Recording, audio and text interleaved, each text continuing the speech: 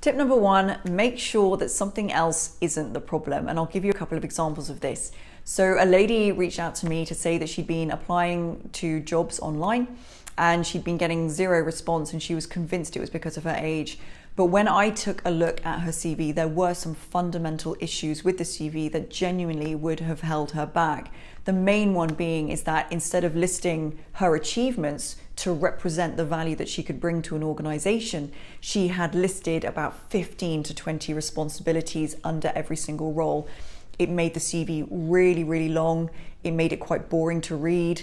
And it just was so full of text. It was not easy on the eye either. So make sure that your CV is not the problem. Secondly, when I was working in London as a recruitment consultant, I brought in a candidate for a role and I interviewed him, and his interview answers were about 5 to 6 minutes, maybe even 7 minutes per question. And I gave him the feedback that he really, really, really needed to condense those answers as much as possible, really looking at a maximum of about 60 seconds per answer.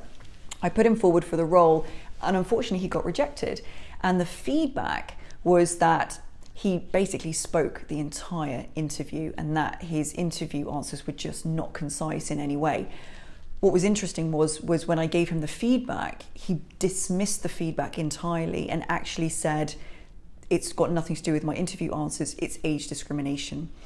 That's just not fair on the employer, but also it's not fair to him, because now he's walking away genuinely believing that his age is a problem, and that's then going to impact his confidence going into interviews moving forward, how he speaks about himself at networking events. So really just make sure that age is the genuine problem and it's not something else. And if you want some help with your CV or your interview skills, your communication skills, there are plenty of people on LinkedIn who can really, really help you with those things. If you would like my help specifically, please reach out to me at zitayarwood.com.